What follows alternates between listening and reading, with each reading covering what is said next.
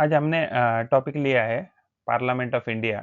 तो parliament of India ये civics का टॉपिक है। तो ये हमने लिया है with the reference of class 5, 6, 7, 8, 9, 10, 11, 12 civics, CBSE board और एनसीईआरटी के रेफरेंस से।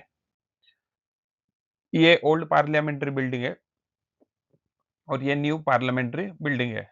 तो पार्लियामेंट्री बिल्डिंग में लोकसभा और राज्यसभा होता है एंड न्यू पार्लियामेंट्री बिल्डिंग में अभी ये शिफ्ट कर दिया है, लोकसभा और राज्यसभा इस बिल्डिंग में शिफ्ट कर दिया है।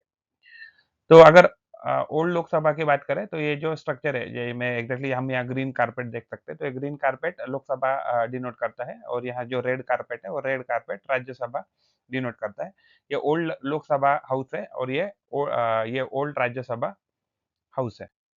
अगर लोकसभा अगर न्यू बिल्डिंग की बात करें तो न्यू बिल्डिंग में ये नया लोकसभा है एंड ये जो है ये न्यू राज्यसभा हाउस है। तो प्रेसिडेंट ऑफिस है, तो ये द्रौपदी मुर्मू जी है और ये जो अभी करंट हमारी प्रेसिडेंट ऑफ इंडिया है और ये जो हमारे फॉर्मर प्रेसिडेंट ऑफ इंडिया है रामनाथ कोविंद जी। तो ये उनका ऑफिस है एंड ये प्रेसिडेंट जो है सॉरी ये उनका ऑफिस है और ये जो है तो ये उनका हाउस है। तो इसको हम राष्ट्रपति भवन ऐसे भी जानते हैं इसको। तो ये सारा कहाँ है? ये सारा सिस्टम दिल्ली में है, न्यू दिल्ली में। तो जो पार्लियामेंट होती है, तो parliament is majorly compose of 3 bodies. तो एक है काउंसिल ऑफ स्टेट, दूसरा है हाउस ऑफ पीपल जिसको हम लोकसभा कहते हैं। काउंसिल ऑफ स्टेट को हम राज्यसभा ऐसे कहते हैं और इनको कंट्रोल करता है या इनका जो भी सुपीरियर अथॉरिटी रहता है, तो वो प्रेसिडेंट होता है। तो काउंसिल ऑफ स्टेट में मैक्सिमम जो मेंबर होते हैं 250 होते हैं, तो 12 उसमें से नॉमिनेटेड हो सकते हैं। And not more than 238 representative of state and union territories है। तो मैक्सिमम मेंबर हमें याद रखना है 250 है एंड ये कॉन्स्टिट्यूशन में हमें लिखा है। एंड हाउस ऑफ पीपल की बात करें तो यहाँ मैक्सिमम 5 अभी फिलहाल 550 इतने ही मेंबर है 550। पहले ये 552 था नंबर बट अभी ये नंबर 550 हो गया है। तो जो स्टेट होते हैं तो स्टेट कैन नॉमिनेट और इलेक्ट 530 रिप्रेजेंटेटिव। और जो अभी ये जो 2 एंग्लो इंडियन जो है नॉमिनेशन तो ये प्रोविज़न अभी फ़िलहाल एबॉलिश किया गया है। और जो 20 रिप्रेजेंटेटिव होते हैं वो जनरली वो यूनियन टेरिटोरी से होते हैं। तो स्ट्रक्चर ऑफ गवर्नमेंट की बात करें तो अगर उसके एग्ज़ैक्टली 3 स्ट्रक्चर होते हैं, और एक होता है एग्ज़ीक्यूटिव, एक होता है लेजिस्लेचर और एक होता है जुडिशरी। तो लेजिस्लेचर क्या है कि लेजिस्लेचर है वो क्या करते हैं, तो ये एक्ट बनाते हैं या एक्ट में अगर कोई भी चेंजेस करने हैं या न्यू लॉ, रूल्स, रेगुलेशंस लाने हैं, तो इसका सारा मेजर काम जो होता है अगर टोटल इंडिया के लिए बात करें तो टोटल इंडिया के लिए जो है, तो वो लेजिस्लेचर का काम पार्लियामेंट करती है। तो उसमें president, Lok Sabha and Rajya Sabha involve रहती है। अगर हम एग्जीक्यूटिव की बात करें तो एग्जीक्यूटिव एग्ज़ैक्टली देखा जाए तो नॉमिनल हेड प्रेसिडेंट होता है and in absence of president, vice president act as a president and cabinet of minister होते हैं। तो कैबिनेट ऑफ मिनिस्टर में प्राइम मिनिस्टर भी आ जाएँगे। तो जो एग्जीक्यूटिव होता है, जो रियल जो एग्जीक्यूटिव हेड होते हैं, वो prime minister and council of minister होते हैं एंड अदर मिनिस्टर होते हैं। तो ये जो स्ट्रक्चर है गवर्नमेंट ऑफ इंडिया का, तो इसमें एग्जीक्यूटिव बॉडी, लेजिस्लेचर बॉडी होती है और जो जुडिशरी होती है, तो judiciary is a independent body. Exactly वो दो they are appointed by the president but they judiciary के खास करके अब अगर हम सुप्रीम कोर्ट की बात करें, तो they can not be removed by the president of India. तो ये जुडिशरी इंडिपेंडेंट बॉडी होती है। तो लेजिस्लेचर का काम होता है to make the laws and to seek the accountability from the executive. And अगर एग्जीक्यूटिव की रिस्पॉन्सिबिलिटी बात करें तो जो भी एक्ट या जो भी लॉ पास हुआ है तो उसको प्रॉपर्ली इम्प्लीमेंट करना इन द इंडिया, तो ये रिस्पॉन्सिबिलिटी एग्जीक्यूटिव का होता है। तो इंडियन पार्लियामेंट्री सिस्टम में लेजिस्लेचर, एग्जीक्यूटिव एंड प्रेसिडेंट ऐसे अलग अलग बॉडी कह सकते हैं। तो यहाँ एक्चुअली हमने अभी क्या देखा था, यहाँ हमने जुडिशरी देखा था। जो प्रेसिडेंट होता है तो प्रेसिडेंट को हम हेड ऑफ स्टेट कहते हैं and he is the protector of the constitution कहते हैं। एंड जो रियल जो हेड होता है एग्जीक्यूटिव में, तो एक्चुअली प्रेसिडेंट भी एग्जीक्यूटिव में ही आते हैं but exactly he is only nominal head. The real head is a prime minister and जो भी कैबिनेट मिनिस्टर है या अदरवाइज जो भी काउंसिल ऑफ मिनिस्टर है, they are the real executive. और ये एडमिनिस्ट्रेट करते हैं पूरे गवर्नमेंट को एंड उनको रन करते हैं। तो जो भी एक्टिविटी की है तो हम कह सकते हैं कि वो PM and council of minister ने की है, ऐसा ऐसा कह सकते हैं। और इन सारे लोगों को यानी कि प्राइम मिनिस्टर एंड जो भी कैबिनेट मिनिस्टर है या अदर काउंसिल ऑफ मिनिस्टर है, तो उनको ही हम गवर्नमेंट ऐसे कहते हैं, जिसको हम एग्जीक्यूटिव कहेंगे। तो जो इंडिया में अगर लेजिस्लेचर की बात करें तो लेजिस्लेचर एग्जैक्टली हमें हमारे पास इंडिया में 2 हाउसेस है हमारे पास, तो जिसको बाइकैमरल सिस्टम का कहा जाता है। तो उसमें एक होती है राज्यसभा जिसको अपर हाउस ऐसे भी कहते हैं और लोकसभा जिसको लोअर हाउस ऐसे भी कहा जाता है। तो ये सारे मिलकर क्या बनाते हैं? तो ये सारे मिलकर हमारा इंडियन पार्लियामेंट्री सिस्टम का ही मीन्स इंटीग्रल पार्ट है ये। तो पार्लियामेंट ऑफ इंडिया जो है, तो ये हाईएस्ट लॉ मेकिंग बॉडी है। तो इंडिया में जहाँ भी अगर हमें लॉ बनाना है, तो उसके लिए parliament only can make the law which are applicable to total India और होल इंडिया कह सकते हैं। तो it is a reflection of society. Elected member जो होते हैं, वो रूरल बैकग्राउंड हो या अर्बन बैकग्राउंड है या कि ऑल स्टेट है या यूनियन टेरिटोरी है, वहाँ से एग्ज़ैक्टली चुन के दिए जाते हैं। एंड जो भी पार्लियामेंट है उसको सांसद ऐसा भी कहा जाता है। तो पार्लियामेंट में प्रेसिडेंट या लोकसभा जिसको लोअर हाउस और राज्यसभा को अपर हाउस ऐसे कहा जाता है। यानी कि उसमें 3 मेन बॉडीज़ है।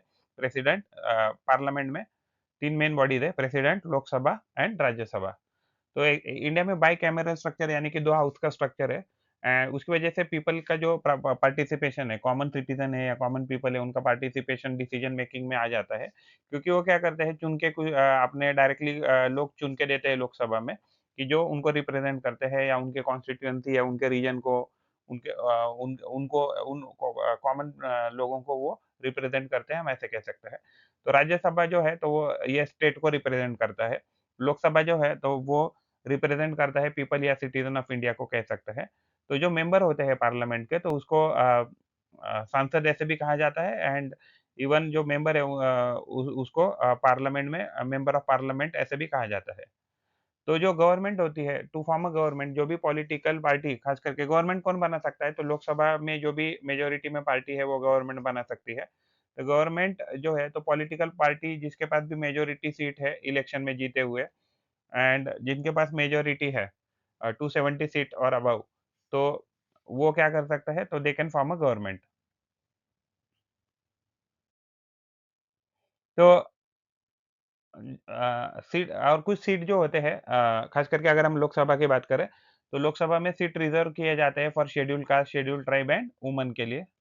राज्यसभा जो है, तो राज्यसभा एक परमानेंट बॉडी है, उसकी मैक्सिमम स्टेट 250 मेंबर्स है। और जो मेंबर टर्म है राज्यसभा का, वो 6 इयर्स होता है। 6 इयर्स के बाद ऑटोमेटिकली वो जो कैंडिडेट है, वो रिटायर हो जाता है। Members are directly indirectly elected by electoral college. तो एग्ज़ैक्टली जो राज्यसभा के मेंबर है, वो इनडायरेक्टली चुने जाते हैं। और जो भी हमारी लेजिस्लेटिव असेंबली है, स्टेट लेजिस्लेटिव असेंबली है, एंड लोकसभा के मेंबर एंड राज्यसभा के मेंबर उसके लिए वोट कर सकते हैं फॉर राज्यसभा इलेक्शन। एंड जो लोकसभा है, तो लोकसभा का मैक्सिमम जो स्ट्रेंथ होता है वो 550 मेंबर्स होता है, टर्म उसका 5 इयर्स होता है। यानी कि जनरली लोकसभा का टर्म इलेक्शन के बाद 5 इयर्स होता है, लेकिन अगर उसके पहले अगर मेजॉरिटी अगर हट गई, तो ये डिसॉल्व हो सकता है। But in other cases Lok Sabha almost अगर अगर डिसॉल्व नहीं हो गई उसके पहले, तो 5 साल तक ये रूल कर सकती है या काम कर सकती है। तो डायरेक्ट इलेक्टेड जो भी लोग होते हैं लोकसभा में होते हैं, कि जो मेंबर बन सकते हैं लोकसभा के। तो लोकसभा का मेंबर बनना है, तो आपको इलेक्शन में जीत कर आना पड़ेगा। तो कॉन्स्टिट्यूएंसी जो है, तो एज़ ऑफ अक्टूबर अगर 2025 की बात करें, तो इंडिया के पास 543 कॉन्स्टिट्यूएंसीज़ है लोकसभा की। यानी कि हम ऐसे कह सकते हैं कि 543 मेंबर ऑफ पार्लियामेंट है, पार्लियामेंट मेंबर है from the Lok Sabha as of now. तो मेंबर ऑफ पार्लियामेंट, तो जो भी जो बंदा चुन के आए, एवरी एवरी इलेक्टेड रिप्रेजेंटेटिव जो भी चुन के आया है या चुनाव जीत के आया है, उसको मेंबर ऑफ पार्लियामेंट वो बन जाएगा लोकसभा की अगर बात करें। इवन राज्यसभा में भी वो चुन के आ सकता है। राज्यसभा का एक अलग अलग प्रोसीजर होता है, इनडायरेक्ट उधर इलेक्शन होता है। तो उन दोनों मेंबर को, जो भी मेंबर है इधर राज्यसभा का या लोकसभा का, उसको मेंबर ऑफ पार्लियामेंट ऐसे कहा जाता है।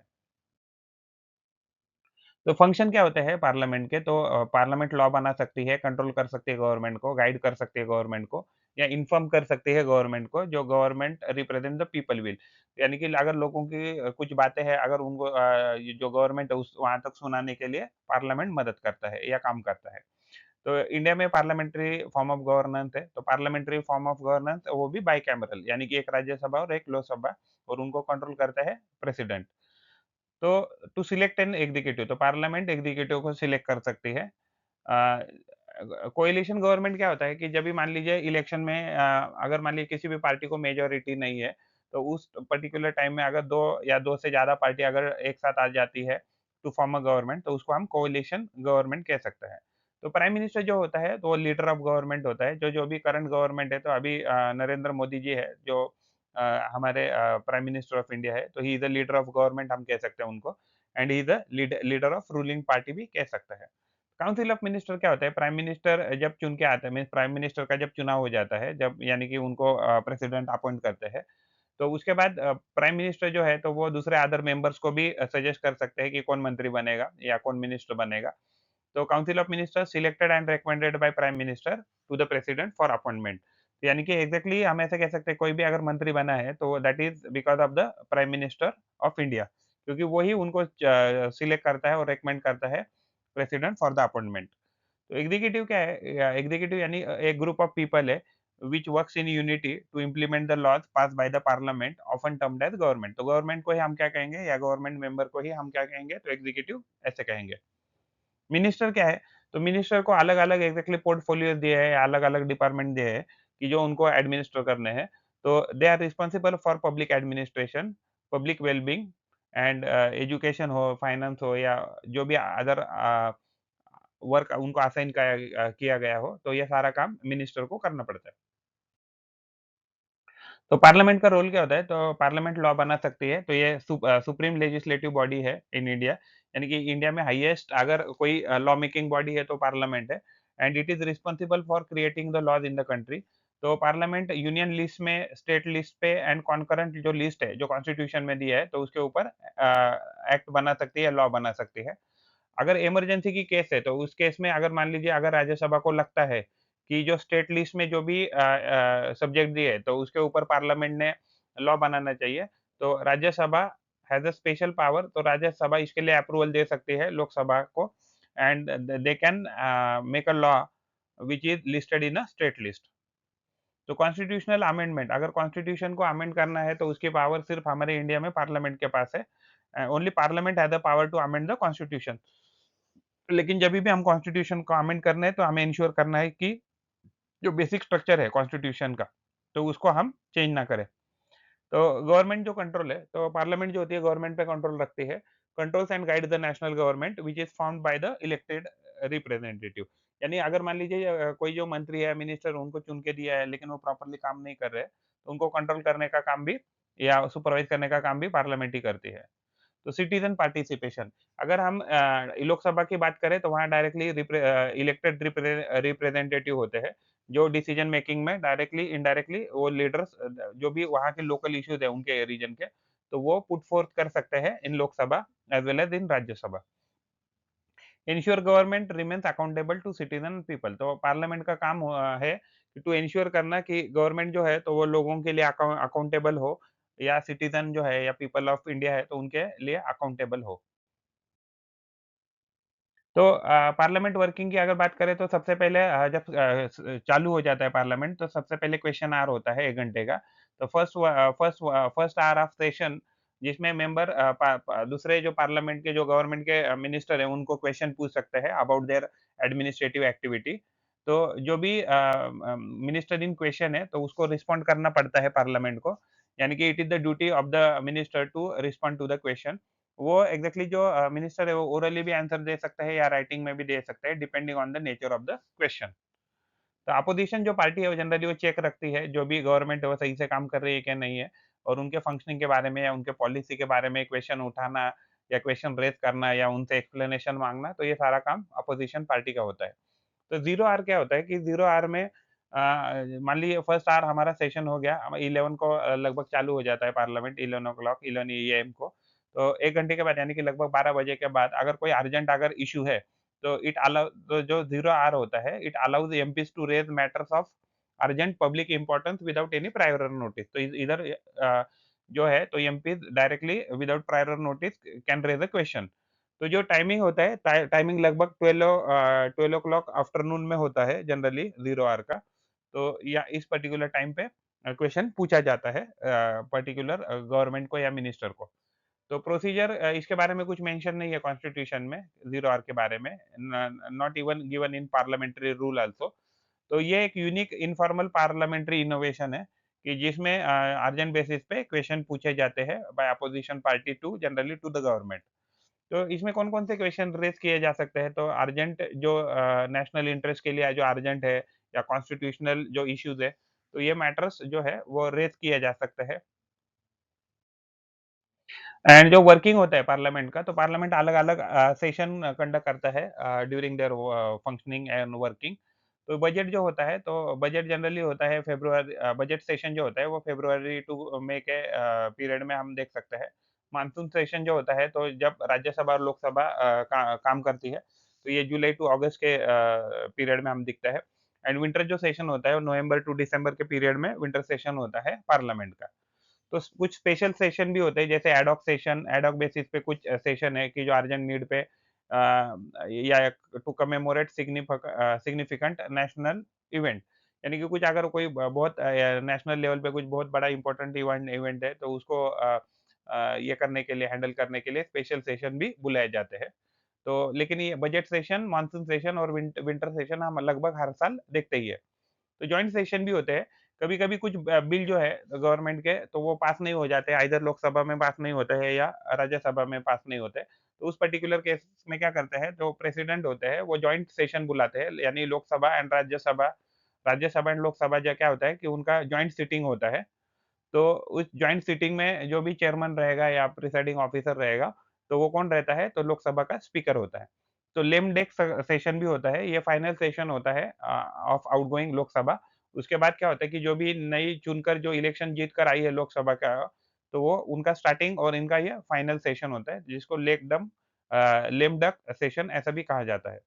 तो कुछ वर्ड है पार्लियामेंट रिलेटेड, जैसे फॉर एग्जांपल समनिंग। समनिंग यानी कि क्या, कि जब भी ऑल मेंबर्स ऑफ पार्लियामेंट जो है, तो उनको अगर बुलाया जाए मीटिंग के लिए, तो उसको ही समनिंग ऐसे कहा जाता है। तो एडजर्नमेंट साइन डाई, तो इसका मतलब क्या है कि पार्लियामेंट का जो भी वर्किंग है उसको सस्पेंशन किया गया है, लेकिन और हमें पता भी नहीं है एग्ज़ैक्टली कि कौन से पर्टिकुलर डेट को वापस रीअसेंबल होने वाले हैं। तो ये जो पर्टिकुलर जो सेशन है, तो सेशन के एंड में एडजर्नमेंट मोशन करते हैं, हम ऐसे कह सकते हैं। एंड प्रोरोगेशन क्या होता है कि formal ending of a session by, यानी कि अगर सेशन खत्म हो गया है, terminate all legislative proceeding but does not dissolve the house. यानी कि अगर प्रेसिडेंट डिक्लेयर करते हैं कि जो भी सेशन है खत्म हो गया है, तो उसके बाद जब नया सेशन चालू होगा, तो उसका इंफॉर्मेशन प्रेसिडेंट आइदर जो चेयरमैन है राज्यसभा में या अदरवाइज़ स्पीकर है लोकसभा में, उनके द्वारा दे देते हैं। तो उसको जब फॉर्मली अगर खत्म हो गया, तो उसको कहते हैं प्रोरोगेशन। और एडजर्नमेंट क्या होता है, एग्ज़ैक्टली पता नहीं होता है कि वापस कभी मिलने वाले हैं।